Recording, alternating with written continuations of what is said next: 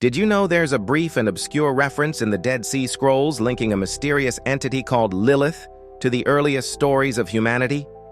Most believers never hear her name mentioned, yet ancient writings hint that this elusive figure might have once stood alongside Adam, long before Eve entered the narrative.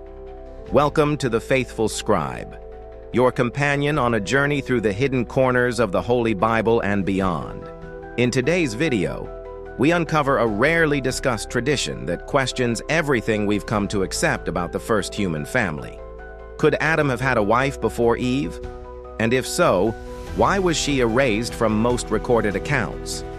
We begin by exploring how Lilith's story developed over time, drawing from sources that challenge the traditional retelling of creation. This is no small undertaking, as her legend spans diverse cultures and texts, weaving together a tapestry of myth, mysticism, and folklore. Together, we'll journey into these lost narratives, seeking to understand how Lilith's name became associated with fear, power, and freedom. Stay with us as we peel back the veil of secrecy, uncovering hidden details that may offer fresh perspectives on the familiar story of Adam and Eve, and reveal a forgotten figure who continues to captivate. So let's begin our exploration. Throughout centuries, believers have primarily heard the story of Adam and Eve in the Garden of Eden, a narrative so ingrained that few dare to question its completeness. However, an alternative account suggests that Adam once had a wife named Lilith, who was formed not from Adam's rib, but from the same soil as he was. Before we dive deeper into this fascinating perspective, I invite you to subscribe to the Faithful Scribe, where we illuminate biblical stories in ways you may have never imagined. Every subscription helps us continue our quest for spiritual insight. According to certain rabbinic and mystical texts, Lilith was created as Adam's equal, sharing the same breath of life that God bestowed upon mankind. This radical idea challenges the more familiar depiction of Eve's formation, shaping our understanding of what it means to be human. If Lilith indeed came first, why have most religious traditions forgotten her? Could it be that her refusal to conform to a subordinate role made her an inconvenient presence in sacred narratives? Or did centuries of interpretation bury her memory beneath layers of doctrine? These questions lie at the heart of our exploration. By understanding where Lilith's story diverges from Adam's, we may uncover fresh perspectives on biblical creation. Let's delve into the details. In the book of Genesis, we read how God formed Adam from the dust and later created Eve from Adam's rib.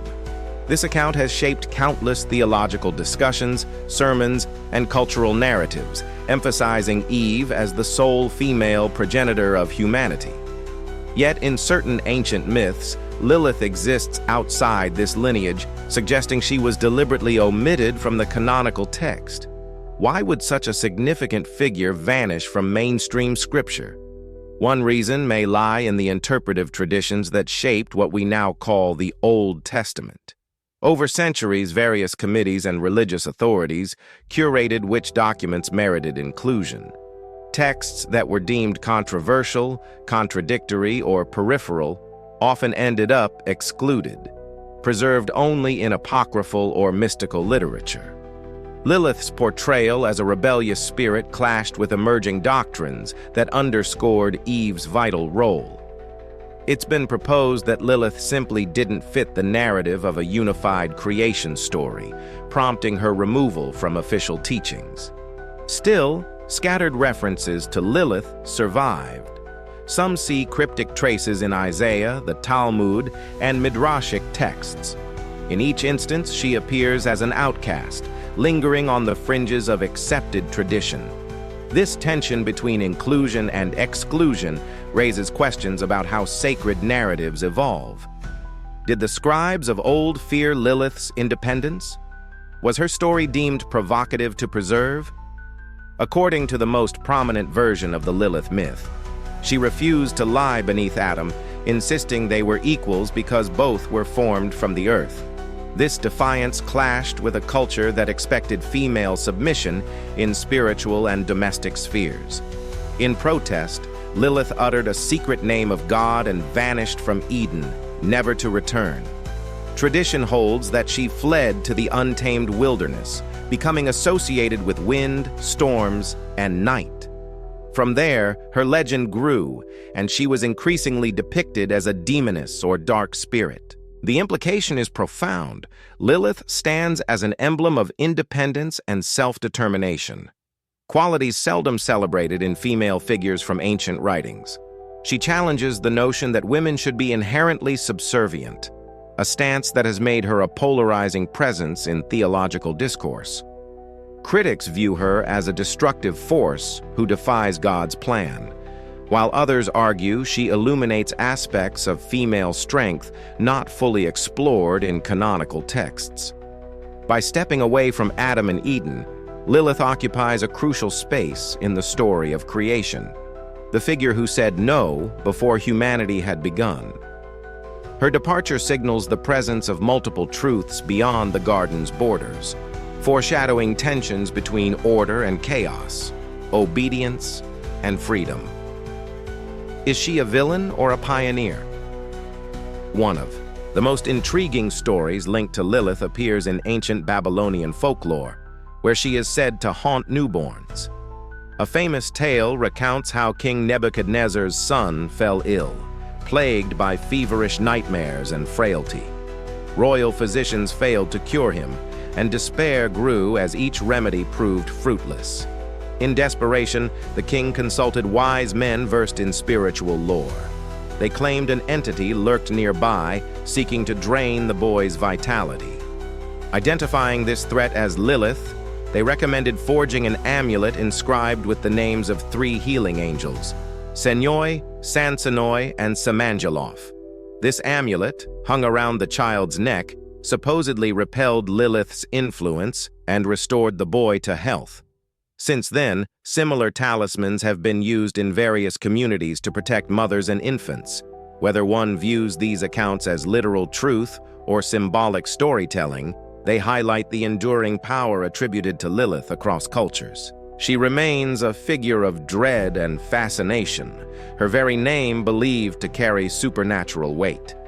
Such tales illustrate the complexity of Lilith's legacy, casting her both as a night demon and a cautionary emblem of unbridled feminine power. Is she merely a mythic scapegoat for unexplained misfortunes, or does her persistent presence point to unresolved questions about creation and the forces we cannot tame? Lilith's legend forces us to confront the deeper secrets embedded in the creation narrative. If humanity was formed in God's image, what does Lilith represent about the divine feminine? Traditional readings often emphasize God's paternal role, but the possibility of a female archetype emerging alongside Adam invites us to ponder a broader vision of creation, one where both masculine and feminine aspects hold equal footing from the start. Such ideas can be unsettling in religious contexts that favor strict hierarchies or male-led leadership. Yet, the mere existence of Lilith's tale challenges us to question established doctrines. Could her story serve as a parable, warning against the dangers of ignoring half of humanity's spiritual potential? For those who see Lilith as a demon, her narrative underscores the perils of abandoning one's divine destiny. For others, she embodies a call to recognize and honor the full range of human capacity. Across diverse cultures, stories of powerful female figures often ignite debate and spark re-examination of social norms. By weighing Lilith's significance, we explore how biblical texts might reveal more than a single, monolithic perspective. Ultimately, the myth of Lilith raises questions about equality, authority, and the divine blueprint for humankind. She may be an outlier, but her influence endures, compelling us to look beyond the obvious. Thank you for joining me on this journey through the shadowy corridors of biblical tradition, where Lilith emerges as more than mere legend. Her story challenges conventional views, reminding us that sacred texts are not monolithic, but living tapestries shaped by centuries of translation, interpretation, and omission. Whether you perceive Lilith as a tragic exile, a fearsome demon, or a misunderstood champion of independence, her impact on how we understand femininity and power in religious contexts cannot be dismissed. She has outlasted countless attempts to confine her to the margins, emerging repeatedly in folklore, art, and theological debate. By examining Lilith, we acknowledge a chapter of creation's saga that resists easy categorization. Her myth invites us to question what it means to be fully human before God, and whether our understanding of gender and authority might evolve with deeper study. In a world that often wrestles with the balance between tradition and transformation, Lilith's voice still whispers from ancient scrolls, urging us not to overlook the unspoken chapters of our sacred heritage. May her tales spark reflection, dialogue, and a renewed appreciation for the breadth of biblical wisdom. Until next time, remain ever curious, ever faithful, and keep exploring the wonders hidden in God's timeless word. This has been the Faithful Scribe. Farewell, and God bless.